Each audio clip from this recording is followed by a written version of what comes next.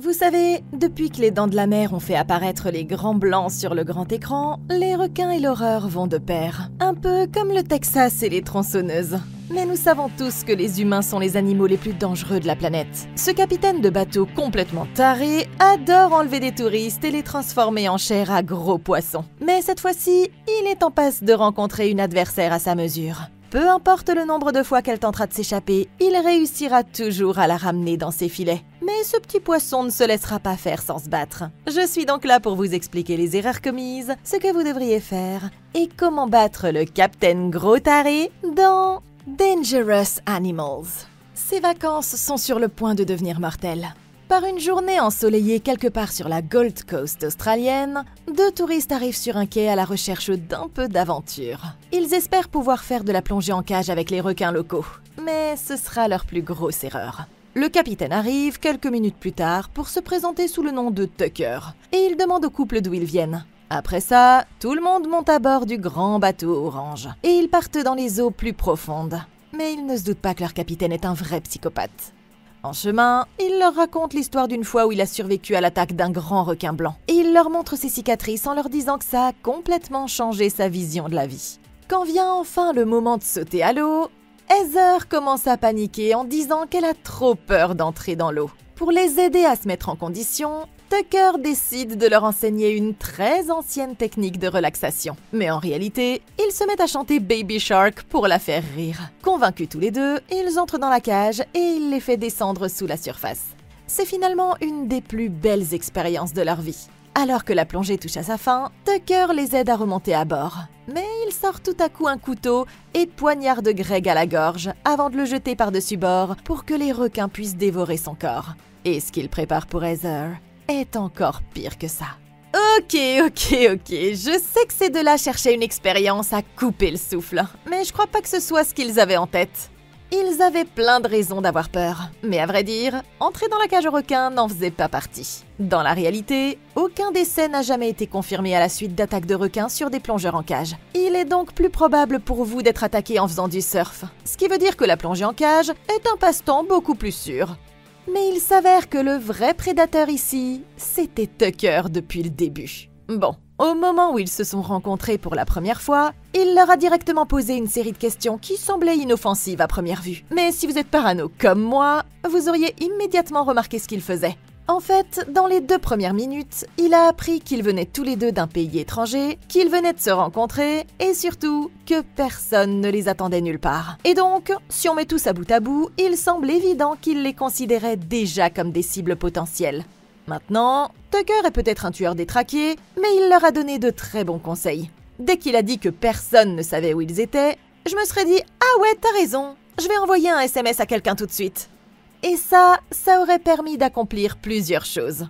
Pour commencer, les experts en sécurité des voyageurs recommandent toujours de tenir au moins une personne de confiance au courant de vos projets. Avant de vous lancer dans des aventures douteuses, faites savoir à cette personne avec qui vous êtes, ce que vous allez faire et quand vous prévoyez d'être de retour. Un simple « Hey, on part avec le Capitaine Tucker dans le gros bateau orange, on sera de retour à 3 heures » aurait suffi. Je veux dire, ça leur aurait évité beaucoup de problèmes. Et j'aurais même pris un petit selfie avec le capitaine, juste pour avoir son visage sur mon appareil. S'ils avaient fait ça devant lui, il aurait compris qu'ils n'étaient pas des cibles faciles, et il n'aurait probablement jamais essayé de les attaquer. En ce qui concerne le combat, Greg n'aurait pas pu faire grand-chose. Mais Heather a encore quelques options. C'est dans la cabine avant du bateau que se trouve la radio, le gouvernail et les fusées de détresse. J'essaierai donc de m'y réfugier et de me barricader à l'intérieur. Sinon, elle devra trouver une arme et la ceinture de lestage qu'elle porte déjà ne serait pas une mauvaise option. Ces ceintures sont constituées de 2 à 9 kilos de plomb bien dur. Alors elle pourrait la balancer comme un fléau, ce qui lui donnerait une bonne chance de lui faire lâcher le couteau, de l'éloigner de lui, ou même de l'assommer complètement. Si elle y parvient, j'essaierai de le faire tomber par-dessus bord dans les eaux infestées de requins. Et je laisserai la nature suivre son cours. Mais pour le moment, allons voir ce qui se passe ensuite. Un jour ou 2 plus tard, Zéphyr, une surfeuse à l'esprit libre, tombe sur un type à l'allure ringarde nommé Moïse dans une station-service. Il cherche des câbles de démarrage pour faire démarrer sa voiture. Et comme la jeune fille vit manifestement dans son van, il est convaincu qu'elle en a, même si elle prétend le contraire. Pour jouer les durs, il menace de dénoncer son vol à l'employé du magasin. Et n'ayant pas d'autre choix, elle accepte à contre-cœur de le ramener à sa voiture. mais elle lui fait clairement comprendre qu'elle ne cherche pas à se faire un pote. Alors qu'il se gare sur le parking, Zéphyr remarque une planche de surf dans le coffre du garçon, et ils se mettent à discuter de leur spot préféré dans la région. Il lui donne un conseil d'initié, lui disant qu'elle trouvera les meilleures vagues si elle s'aligne avec un banc bleu sur le rivage. Et bien qu'elle ait été un peu froide au début, ils deviennent rapidement plus amicaux. Ils finissent par sympathiser grâce à leur amour commun pour Creedence Clearwater Revival, un groupe des années 70, mais elle n'est pas d'accord avec son choix de chanson préférée. Elle est plutôt du genre indépendante et aventureuse, tandis que lui est juste un garçon sentimental à la recherche de l'amour. Mais il est indéniable qu'il y a une certaine alchimie entre eux, et ils finissent par aller chez lui. Plus tard dans la nuit, tagada tagada. Et ouais, après avoir embué les vitres à l'arrière de son van, Moïse lui demande pourquoi elle aime le surf. Et elle explique que c'est parce qu'il n'y a rien pour elle sur la terre ferme. Quand elle s'endort, il rentre à l'intérieur pour lui préparer des pancakes. Mais le temps qu'il est fini, le van de Zéphyr a déjà disparu. Angoissée à l'idée d'avoir failli tomber amoureuse, elle se rend à la plage pour faire du surf tôt le matin. Mais alors qu'elle s'apprête à entrer dans l'eau, elle se rend compte qu'elle a laissé sa clé d'aileron chez le garçon. Il y a un autre véhicule à proximité. Elle va donc demander au propriétaire s'il a un outil de remplacement. Mais elle ne se doute pas qu'elle marche droit dans un piège. Alors qu'elle fouille dans la benne, le capitaine Tucker arrive et propose son aide à la jeune fille. Mais en réalité, il vient de décider de faire de Zéphyr sa prochaine cible. Elle retourne à son van et reçoit un SMS de Moïse qui lui demande si elle veut de la compagnie. Mais au lieu d'être honnête sur ses sentiments, elle continue à faire semblant de s'en moquer. Et juste après, Tucker s'approche furtivement par derrière et enfonce un sac en plastique sur la tête de la jeune fille, en l'étranglant et en l'éloignant du van. Elle essaie tant bien que mal de se défendre, mais il finit par l'étouffer jusqu'à ce qu'elle perde connaissance. Et il lui administre un produit pour qu'elle reste dans cet état et qu'il puisse la charger à l'arrière de son pick-up. Ok, Zéphyr est venue ici pour prendre quelques vagues, mais je crois que c'est elle qui s'est fait prendre à la place. Bon, c'est peut-être une très bonne surfeuse, mais ses compétences en matière de survie, elle pourrait être un peu améliorée. Tout d'abord, en tant que grande voyageuse, Zéphyr aurait dû savoir qu'il ne fallait pas faire monter un parfait inconnu dans son van, même s'il était habillé comme un geek mormon. Heureusement pour elle, Moïse n'était pas un tueur en série. Mais il semble qu'elle soit tombée sur un individu qui l'est. Et tout comme auparavant, les questions de Tucker ont trahi ce à quoi il était vraiment en train de penser. La première chose qu'il lui a demandé, c'est si elle était seule. Il a fait ça uniquement pour vérifier si quelqu'un d'autre allait arriver. Et si sa réponse lui avait donné toutes les informations dont il avait besoin, alors il aurait été tranquille. Au lieu de confirmer qu'elle surfait seule, Zéphyr aurait dû lui dire que son mec était en route, même si c'était pas vrai. Tucker, lui, n'en savait rien. Et s'il pensait que quelqu'un allait arriver, il aurait pu décider que vous ne valiez pas la peine qu'il s'embête avec vous. Il faut aussi dire que Zéphyr ne se serait pas retrouvée dans cette situation si elle n'avait pas un problème avec l'engagement. Eh ouais. Les surfeurs expérimentés savent qu'il ne faut jamais aller surfer seul, parce que même une simple chute ou un courant de reflux peut être mortel s'il n'y a personne pour vous aider. Donc, même si elle ne voulait pas que Moïse soit là, la chose la plus intelligente à faire aurait été de le laisser l'accompagner, parce qu'il vaut toujours mieux avoir un bouclier de viande au cas où les choses deviendraient dangereuses. Et s'il avait été avec elle tout ce temps, Tucker n'aurait même jamais eu l'occasion de l'attaquer. Ce qui nous amène au combat lui-même. Zéphyr a fait le bon choix en ripostant immédiatement de toutes ses forces, mais avec une stratégie légèrement meilleure, elle aurait pu s'échapper. La clé est de traiter les menaces une par une. Il faut donc commencer par le sac en plastique. Rentrez le menton, levez les bras et commencez à l'éloigner de votre bouche en essayant de faire un trou dans le plastique pour pouvoir respirer et appeler à l'aide. Ensuite, abaissez votre poids et placez un pied derrière une de ses jambes pour le déséquilibrer et détourner son attention de l'étranglement. Ensuite, nous commencerons à attaquer les points faibles, en lui donnant des coups de coude dans le ventre ou directement dans les testicules, en lui piétinant les pieds et en lui griffant le visage et les yeux. Enfin, dès qu'il relâchera son étreinte, tournez-vous vers son bras dominant et passez sous son aisselle pour échapper à son étreinte. Il ne vous restera plus qu'à courir et à hurler comme si un tueur en série vous poursuivait. Parce que c'est le cas. Et si vous faites suffisamment de bruit, il pourrait éventuellement paniquer et décider de battre en retraite. Plus tard dans la matinée, Moïse retrouve le van de Zéphyr garé sur la plage. Mais elle est introuvable. Quand elle se réveille enfin, elle est horrifiée de se retrouver menottée à un lit quelque part sur le bateau du gars. La fille Heather est attachée dans la même position. Et à première vue, il semble qu'il n'ait aucune intention de les laisser partir. Paniquée, Zéphyr se met à crier à l'aide aussi fort qu'elle le peut. Mais l'autre fille lui dit que c'est inutile, parce que Tucker les a déjà séquestrés au milieu de l'océan. Passant en mode survie, elle se met immédiatement à chercher quelque chose qui pourrait l'aider à crocheter la serrure. En regardant autour d'elle, elle remarque le nom d'une autre fille gravé sur le mur, ce qui lui fait comprendre qu'elles ne sont même pas les premières victimes. Comme elle ne trouve rien qui puisse lui servir, elle commence à tirer de toutes ses forces sur les menottes, mais ça semble inutile. De plus en plus désespérée, elle demande à Heather si quelqu'un pourrait la rechercher, mais la jeune fille lui explique que son seul ami est déjà mort. Zéphyr pense qu'elle n'a personne non plus, mais en réalité, Moïse est déjà sur le coup. Plus tard dans la journée, il retourne à la plage pour voir si Zéphyr est revenu, mais c'est là qu'il voit son van être remorqué. Il sait qu'elle ne laisserait jamais faire ça, alors il se rend immédiatement au poste de police pour faire une déposition. Mais comme il ne connaît pas son nom de famille, il ne peut pas faire grand-chose pour l'instant. Une journée entière s'écoule sans aucune aide. Et tandis que Zéphyr continue de tout essayer pour s'échapper, Heather décide que c'est le bon moment pour parler de leurs sentiments. Elle dit que sa mère l'avait mise en garde contre ce voyage et qu'elle regrette maintenant de ne pas avoir suivi son conseil. Sa mère a planifié toute sa vie pour elle et elle a pris cette année sabbatique pour goûter une dernière fois à la liberté. Mais Zéphyr lui répond qu'on ne peut pas laisser les autres prendre toutes nos décisions et elle lui promet qu'elles seront bientôt sorties de là. À ce moment-là, elle remarque que la jeune fille porte un maillot de bain à armature et réfléchissant rapidement, elle lui dit de le lui lancer pour qu'elle puisse l'utiliser pour crocheter la serrure. Après avoir retiré le fil métallique de son haut, elle s'apprête à essayer lorsqu'elles entendent un bruit à la porte, ce qui les oblige toutes les deux à agir naturellement alors que Tucker entre dans la pièce. Affichant un sourire carnassier, il leur offre à toutes les deux un sandwich et un verre d'eau. Et bien que Heather ne lui fasse pas confiance, elle prend le verre à contre-cœur et le boit d'un trait. Lorsqu'il s'approche de Zéphyr, celle-ci boit immédiatement l'eau pour affirmer sa domination. Mais Tucker voit bien qu'elle fait semblant de jouer les durs pour faire croire qu'elle n'a pas peur. Quand il finit par partir, elle se remet immédiatement à bosser sur la serrure. Mais c'est à ce moment-là que sa vision commence à se brouiller. On dirait que Tucker a mis quelque chose dans leur boisson. Et quand il ouvre la porte, il trouve le fil métallique pile au moment où Zéphyr s'évanouit. Et il déclare que le spectacle va bientôt commencer.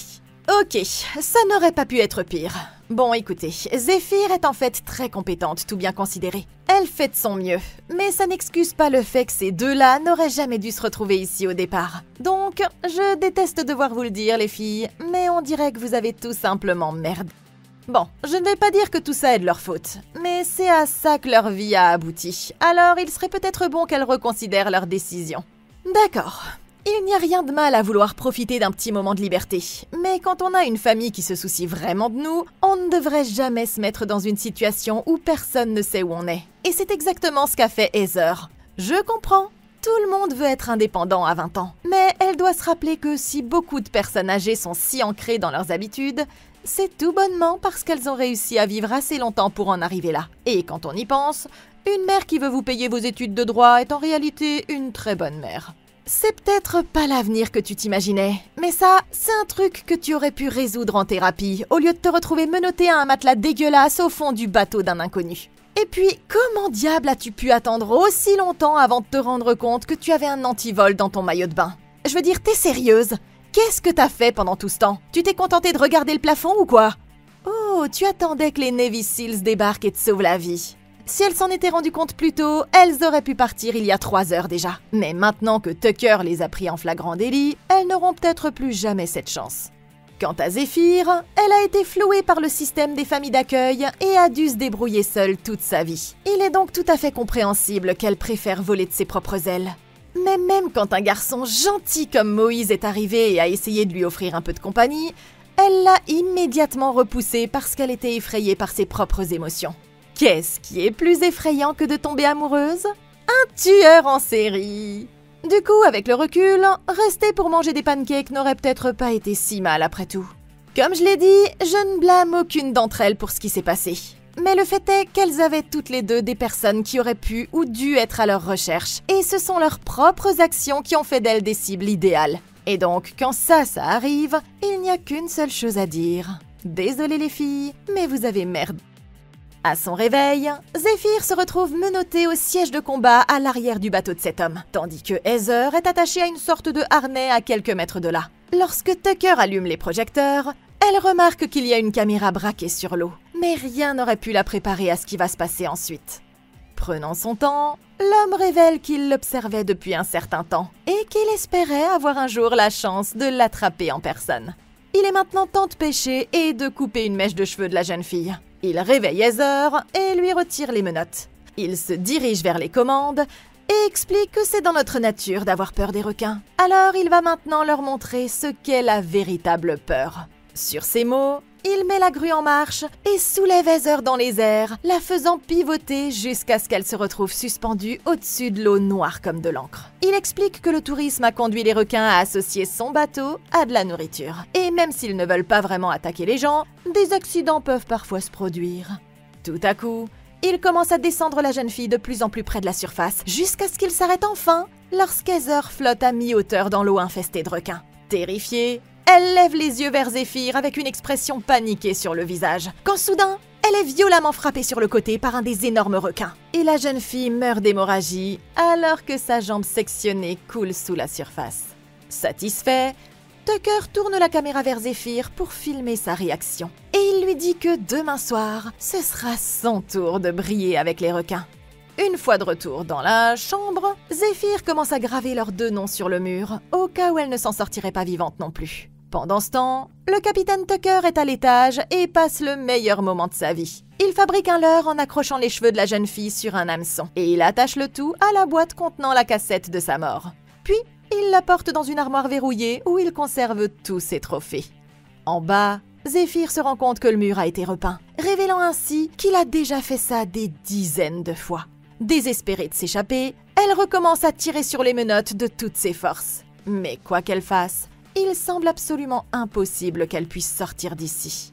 Ok, on dirait que c'est ce qui aurait pu arriver à Quint des Dents de la Mer s'il avait regardé beaucoup trop de films Saw. Même si Heather ne serait probablement pas d'accord, Zéphyr a beaucoup de chance qu'il ait commencé par l'autre fille, parce que ça lui a donné un aperçu de ce qui l'attend. Mais selon ses propres mots, les attaques de requins sont presque toujours des cas d'erreur d'identification. Et ce petit détail nous donne en fait tout ce que nous avons besoin de savoir pour survivre à cette rencontre. Vous voyez, le discours de Tucker visait à faire paniquer Heather, alors qu'en réalité, elle aurait dû rester parfaitement calme. C'est facile à dire pour moi qui regarde ça à travers un écran de télévision, mais c'est une stratégie qui s'appuie sur tout ce que nous savons du comportement des requins. Par exemple, nous savons que les requins sont hypersensibles aux vibrations dans l'eau, et que barboter donne l'impression d'être une proie blessée.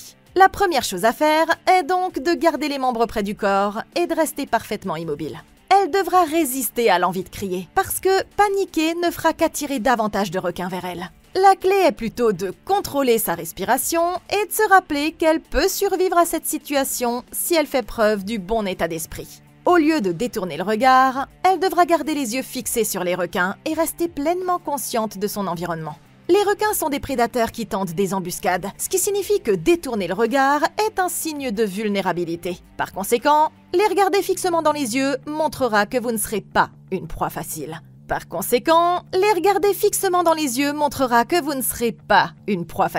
Et comme nous savons que les requins sont particulièrement sensibles au niveau du museau, des yeux et des branchies, elle devra utiliser ses mains et ses pieds pour les repousser à coups de poing ou de pied quand ils s'approcheront d'un peu trop près. En général, le pire moment d'une frénésie alimentaire est passé au bout d'1 ou 2 minutes. Donc, si Zéphyr parvient à rester calme pendant ce laps de temps, ses chances de survie augmenteront considérablement. Ensuite, l'étape suivante consistera à commencer à remonter. Littéralement. Parce que si vous regardez attentivement, vous verrez que le harnais est attaché par un mousqueton à environ 1,50 m au-dessus de sa tête. En utilisant le haut de son corps et grâce à une montée d'adrénaline, elle pourrait se hisser le long de la corde jusqu'à atteindre le mousqueton, puis détacher le harnais et se laisser tomber dans l'eau, ce qui lui permettra de plonger sous la surface et de nager calmement jusqu'au bateau. Certes, elle devra s'occuper de Tucker ensuite, mais il est toujours bon d'avoir un plan en tête au cas où elle ne pourrait pas s'échapper avant le prochain spectacle. Moïse retourne sur la plage, espérant toujours que Zéphyr se montrera. Mais alors qu'il commence à croire qu'elle ne reviendra jamais, il trouve la planche de surf cassée de la jeune fille échouée sur le rivage. Finalement, Tucker apporte un autre verre d'eau à la jeune fille, en lui promettant que cette fois, elle peut la boire sans danger. Mais elle repousse son plateau d'un coup de pied et lui dit d'aller se faire voir. S'il y a une chose que ce type aime plus que les requins, c'est de les utiliser comme analogie pour ses propres actions tordues. Et il explique que le monde a besoin de gens comme lui, afin que les plus faibles n'oublient jamais leur place dans la chaîne alimentaire. Oui, mais voilà, Zéphyr n'est pas très impressionnée par sa philosophie et elle le considère plutôt comme un monstre sans aucune valeur qui s'en prend à des victimes sans défense à cause de ses propres traumatismes. C'est une évaluation assez juste. Alors Tucker décide de changer de sujet, lui rappelant d'utiliser le seau pour ne pas trop faire de sale quand les requins la mettront en pièces. Ça donne une autre idée à Zéphyr, et dès qu'il est parti, elle attrape rapidement le seau et casse la poignée, la transformant en une pointe en plastique acérée. Pendant ce temps, Tucker savoure un bon dîner de poisson tout en regardant la cassette vidéo de la mort de Heather sur le magnétoscope. Quand il entre dans la pièce, il trouve Zéphyr en train de faire semblant de dormir. Mais juste au moment où il s'apprête à lui enfoncer l'aiguille dans le cou, elle lève le bras et lui enfonce profondément le poignard de fortune dans l'épaule, ce qui le fait basculer en arrière et se cogner la tête contre le cadre métallique du lit. Pendant qu'il est assommé, elle attrape les clés de sa ceinture et les utilise pour déverrouiller ses menottes, avant de se pencher pour prendre le couteau accroché à sa hanche. Mais il se réveille juste avant qu'elle ne réussisse à le prendre, ce qui l'oblige à s'enfuir de la pièce alors qu'il se remet debout. Elle essaie de fermer la porte pour le piéger à l'intérieur, mais il parvient à la maîtriser et force la jeune fille à courir pour sauver sa vie. Elle a à peine le temps d'atteindre l'échelle qu'il la rattrape déjà, et il lui plante l'aiguille dans la jambe.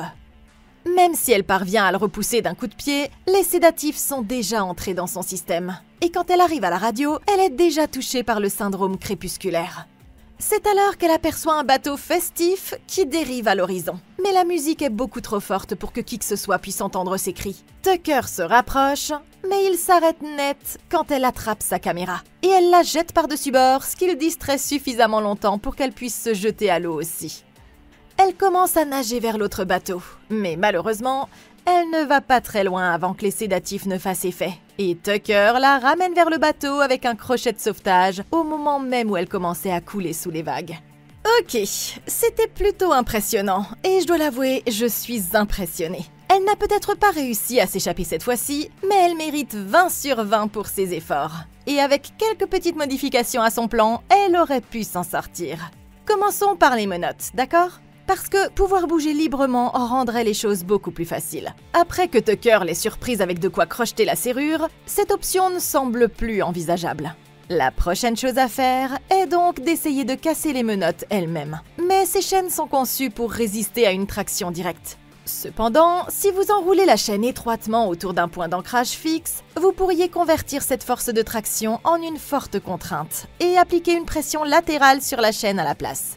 Zéphyr aurait donc dû faire glisser les menottes jusqu'au coin, les agripper de sa main libre pour les empêcher de tourner sur elles-mêmes, puis commencer à enrouler la chaîne autour de la barre verticale en glissant tout son corps dans l'espace entre le matelas. Oui, je sais, j'ai toujours de bonnes idées. Maintenant, une fois que tout est bien serré, il faut se caler contre le cadre du lit et utiliser toute sa force pour commencer à tordre la chaîne et le pivot l'un contre l'autre. Avec suffisamment de pression, quelque chose finira par céder.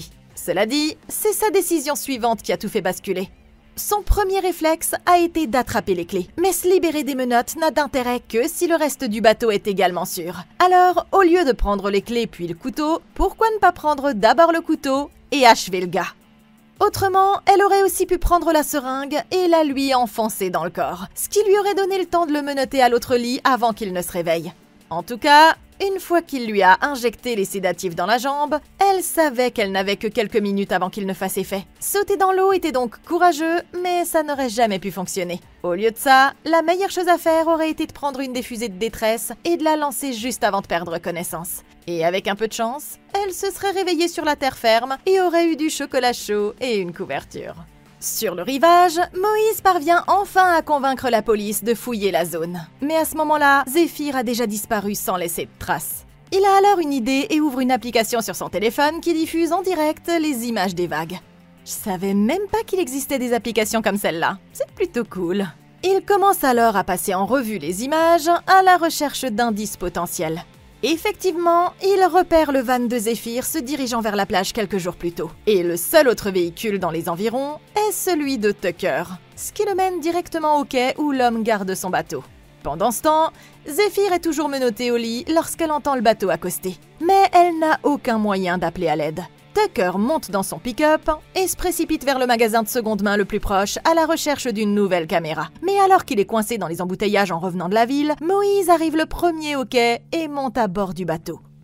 Il est sur le point d'abandonner lorsqu'il entend un bruit étouffé provenant de quelque part sous le pont. Il se penche pour écouter plus attentivement et se rend compte que c'est Zéphyr qui appelle à l'aide. Il s'empresse de saisir un crochet et s'en sert pour briser la fenêtre, ce qui lui permet d'ouvrir la porte et d'entrer. Mais il ne se doute pas que Tucker est sur le point d'arriver lui aussi. Il descend dans la coque et est choqué de trouver Zéphyr menotté au lit. Il sort son téléphone pour appeler la police et se précipite à l'étage pour chercher les clés. Tout à coup, Tucker le fait tomber à terre, puis le plaque contre le mur. Il lui donne un coup de pied pour lui faire lâcher son téléphone avant de commencer à tabasser le pauvre Moïse comme jamais il n'avait été tabassé auparavant.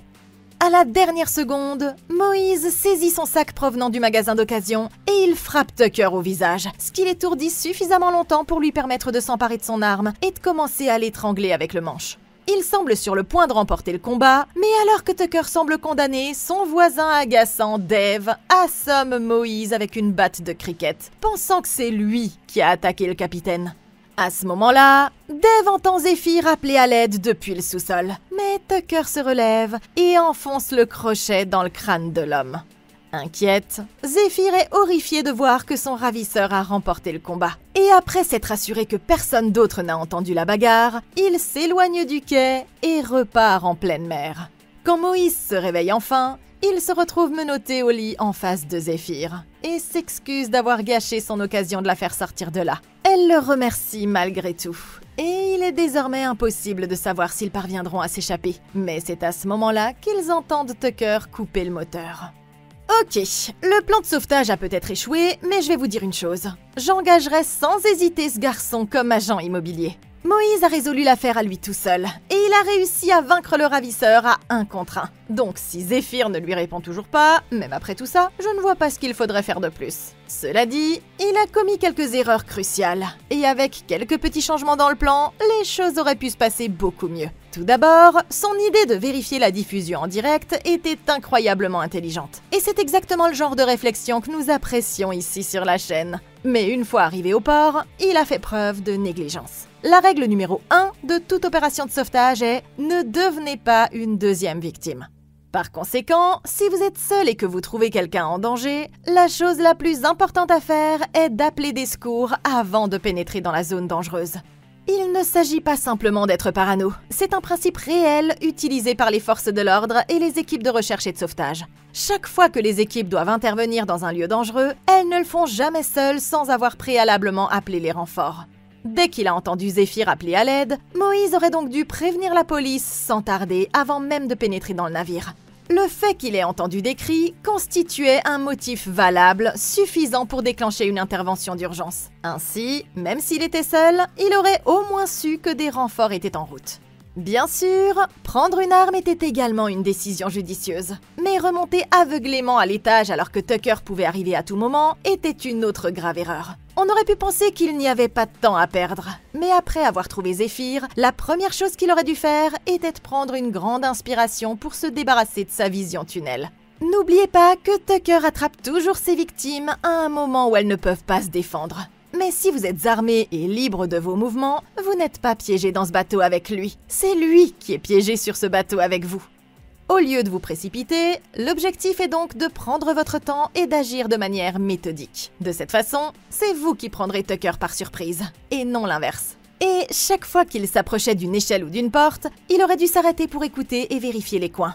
Et ne jamais entrer dans une pièce sans avoir jeté un œil pour voir ce qu'il y avait à l'intérieur avant. Moïse ne doit pas céder à la panique, mais c'est exactement ce que nous voulons que Tucker fasse. Donc, pendant qu'il allait chercher les clés, j'aurais suggéré à Zéphyr de continuer à faire autant de bruit que possible. De cette façon, le bruit de ses cris aurait pu pousser Tucker à se précipiter, le rendant vulnérable à une attaque surprise s'il baissait sa garde. Mais malgré tout ce qui jouait en sa défaveur, Moïse était sur le point de remporter le combat si cet idiot de Dave n'était pas intervenu. Malheureusement, on ne peut pas faire grand-chose contre les attaques de PNJ, mais au moins maintenant, ils sont tous dans le même bateau. S'ils doivent mourir de toute façon, Moïse veut savoir pourquoi elle l'a ignoré l'autre soir, mais Zéphyr refuse toujours d'admettre qu'elle l'aime bien. Malheureusement, leur séance de thérapie est interrompue quand Tucker débarque avec le harnais. Et l'instant d'après, il se réveille sur le pont arrière, où il s'apprête à jeter Moïse par-dessus bord. En quelques secondes, il est complètement encerclé par un groupe de requins bulldogs affamés, et Zéphyr lui recommande de rester parfaitement immobile. Il est terrifié, mais il sait que c'est un bon conseil. Et luttant contre la panique, il retient son souffle tandis que les requins s'approchent pour l'examiner. Il semble être sur le point d'être tué à chaque instant, mais par chance, le plan fonctionne plutôt bien. Après avoir réalisé qu'il n'était pas un repas, les requins décident finalement de le laisser tranquille. Frustré, Tucker le remonte sur le bateau. Mais dès que ses pieds touchent le pont, il s'approche et le poignarde 4 fois dans le ventre avant de le renvoyer à l'eau pour un nouvel essai. Cette fois, le sang frais attire les requins vers le bateau, et on dirait que Moïse est pour ainsi dire déjà mort. Mais c'est alors qu'ils aperçoivent un hélicoptère approcher au loin, ce qui oblige Tucker à interrompre le spectacle avant qu'il ne soit repéré. Sachant qu'ils n'auront peut-être plus d'autre chance, Zéphyr se dit que c'est maintenant ou jamais. Elle attrape son propre pouce, se prépare et le replie intentionnellement vers son poignet, le disloquant douloureusement pour que sa main puisse passer à travers la menotte. Mais il y a un problème. Sa main n'est toujours pas assez petite pour passer, ce qui signifie qu'il ne lui reste plus qu'une seule chose à essayer. Elle passe alors en mode bête sauvage, enfonce ses dents dans l'articulation et mord aussi fort qu'elle le peut, arrachant brutalement son propre pouce avec ses dents dans une ultime tentative pour s'échapper. Et quand Tucker revient dans la chambre, il est surpris de trouver le lit de Zéphyr complètement vide. Tout à coup, elle surgit de derrière la porte et l'enferme à l'intérieur. Mais ils connaissent ce bateau mieux que personne. Alors ils commencent à ouvrir une écoutille dans la paroi pour pouvoir se glisser à travers. Arrivé à la timonerie, Zéphyr démarre le moteur et s'apprête à repartir vers le rivage. Mais Tucker appuie sur le coupe-circuit quelques secondes plus tard, immobilisant définitivement le bateau.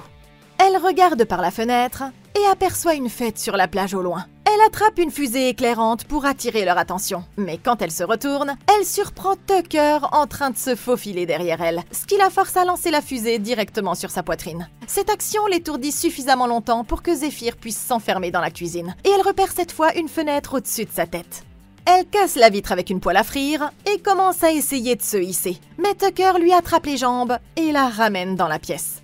La chute est assez violente, et Zéphyr se cogne la tête contre le plan de travail. Mais elle se relève sans perdre une seconde, et s'empare de 2 armes parfaites pour se défendre. Elle lui transperce la main avec un couteau, et l'assomme d'un coup de poêle à frire au visage.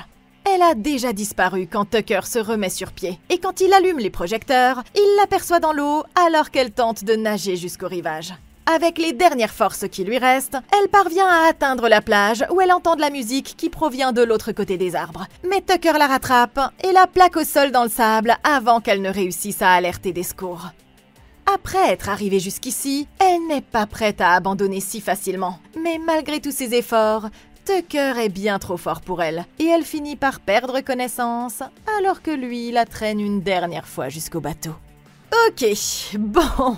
Oh la vache, meuf. Je lèverais volontiers mes 2 pouces en l'air à cette tentative d'évasion. Mais je crois que ce serait pas très poli. Maintenant, c'est dommage de l'avoir arrivé jusqu'ici pour se faire rattraper encore une fois. Surtout après avoir transformé son propre pouce en délicieux Slim Jim maison. Mais la vérité, c'est que ça n'aurait jamais dû se terminer comme ça. En fait, il n'y avait plus aucune raison de rester là à attendre de voir ce qui va se passer ensuite. Donc, pendant que Tucker les emmenait vers leur mort, j'aurais continué à essayer de casser les menottes.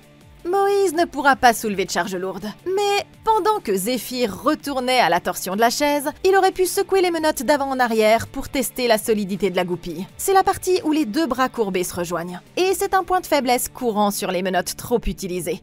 N'oubliez pas que Tucker a probablement utilisé les mêmes menottes pour toutes ses victimes. Donc, si elles ont été soumises à des contraintes pendant des années, vous pourriez bien constituer la goutte d'eau qui fait déborder le vase. Une fois la situation devenue désespérée, Zéphyr a essayé de se disloquer le pouce. Mais cette astuce n'est pas aussi efficace que ce que les films pourraient vous faire croire. C'est pourquoi elle a dû se résoudre à la mâchouiller à la place. Mon Dieu. Même si cette technique a fonctionné, le pouce contient l'artère radiale. Donc, la perte de sang pourrait lui être fatale. Elle a donc dû appliquer un garrot de fortune et maintenir la pression sur la blessure pour éviter de se vider de son sang. Même avec un pouce en moins, elle a réussi à mettre Tucker KO pendant leur affrontement dans la cuisine. Mais sa seule erreur a été de ne pas l'achever sur le champ. Il ne sera jamais plus vulnérable qu'au moment où il a reçu le coup de couteau dans la main. Il vaut donc toujours mieux éliminer la menace tant que vous en avez l'occasion. Ce qui nous amène au combat sur la plage. Quand il lui a sauté dessus, Tucker a pris Zéphyr en étau avec une prise de force arrière. une des techniques de soumission les plus efficaces en arts martiaux mixtes. Pour se dégager, Zéphyr aurait dû utiliser ses deux mains pour tirer son bras dominant vers le bas et rentrer son menton dans son coude tout en pivotant vers le bras qui l'étranglait, forçant son épaule dans l'espace. Puis, utiliser ses mains pour repousser ses jambes et sauter vers le haut en tournant ses hanches vers lui pour se retrouver en position dominante. Le problème ici, c'est qu'il est plus grand, plus fort et qu'elle est épuisée. Il va donc falloir se battre de manière déloyale. Or, Zéphyr ne s'en rendait pas compte à ce moment-là, mais elle était en fait entourée d'une des plus grandes armes offertes par la nature, le sable tactique. Avec ses dernières forces, elle aurait pu jeter une poignée de sable dans les yeux de Tucker et abattre son coude avec la puissance de Thor directement entre ses jambes, ce qui lui aurait donné une dernière chance de s'échapper. Et c'était tout ce dont elle avait besoin pour pouvoir rejoindre la fête et obtenir de l'aide. Cette fois-ci, lorsqu'il se réveille, c'est Moïse qui est menotté au siège de combat, tandis que Zéphyr est déjà attaché à la grue, suspendu inanimé au-dessus de l'eau. Tucker lui annonce que le spectacle va commencer, et il jette un seau d'eau sur Zéphyr pour la réveiller. Mais avant ça, il prend le temps de faire une autre analogie avec les poissons. Il explique que les authentiques pêcheurs sportifs adorent attraper le marlin, parce que ce poisson est connu pour offrir un combat excitant. Pour le poisson, c'est une question de vie ou de mort. Mais pour les pêcheurs, c'est juste pour le plaisir. Et dès l'instant où il mord à l'hameçon, le poisson est déjà assuré de perdre. Sur ce, il commence à descendre Zéphyr plus près de l'eau. Mais c'est alors qu'un énorme grand requin blanc commence à tourner autour du bateau. Terrifiée, elle sait que son seul espoir est de rester calme. Et au moment où la bête se précipite droit sur elle, elle lui donne un coup de pied dans le nez à la dernière seconde, éloignant le requin qui se rend alors compte que ce n'est pas de la nourriture. Agacé, Tucker attrape une gaffe et commence à essayer de l'énerver. Mais le requin lui fait lâcher prise, et Zéphyr réussit à attraper la gaffe quand elle tombe dans l'eau. Elle s'apprête à s'en servir comme d'un harpon, mais le requin la laisse tranquille. Elle accroche alors la gaffe à la grue et commence à se hisser. Juste au moment où tout semble terminé, le requin revient pour une nouvelle attaque. Et Tucker effraie la jeune fille qui tombe directement à l'eau. Elle n'a pas le temps de s'éloigner avant que la bête ne se dirige vers elle. Mais au lieu de l'attaquer, le requin se détourne lorsqu'il voit qu'elle ne panique pas. Et elle remarque qu'il est couvert de cicatrices provenant de ses propres combats passés. Tucker commence à se demander ce qui a bien pu se passer lorsque la jeune fille se hisse discrètement à bord du bateau. Et elle s'empare du harpon sans se faire remarquer. Sentant qu'il est en danger, il se retourne juste à temps pour voir Zéphyr en train de s'approcher furtivement de lui. Mais avant qu'il n'ait le temps de réagir, elle lui tire le harpon directement dans la poitrine. Le coup le fait basculer par-dessus bord dans une mer infestée de requins. Et terrifié, il tente désespérément de regagner le bateau pour se mettre en sécurité. Mais tout à coup, le grand requin blanc surgit des eaux troubles et saisit son corps dans ses mâchoires, le percutant si violemment qu'ils jaillissent tous les deux hors de l'eau avant de disparaître à nouveau sous les flots. Il semble que nos deux amis soient enfin en sécurité, jusqu'à ce que soudain, la corde s'enroule autour de la jambe de Zéphyr et la traîne à nouveau dans l'eau. Moïse ne peut rien faire pour la sauver, mais alors qu'il commence à perdre espoir, Zéphyr se dégage et revient à la nage vers le bateau. Seulement, cette fois-ci, c'est Moïse qui est en train de succomber à ses blessures. Et sans perdre une seconde, elle attrape une fusée éclairante et l'utilise pour signaler aux autres bateaux qu'elle a besoin d'aide. Elle revient auprès de Moïse et commence à paniquer quand elle voit qu'il ne répond pas. Et elle admet qu'elle l'aime bien en fait. Il sourit, ouvre les yeux et lui dit qu'il le savait depuis le début. Au final, il y a donc 4 victimes et seulement 2 survivants. Et il semble que tout le monde ait appris une leçon précieuse ici. La seule chose plus forte qu'un grand requin blanc, c'est le pouvoir du grand amour. Dangerous Animals.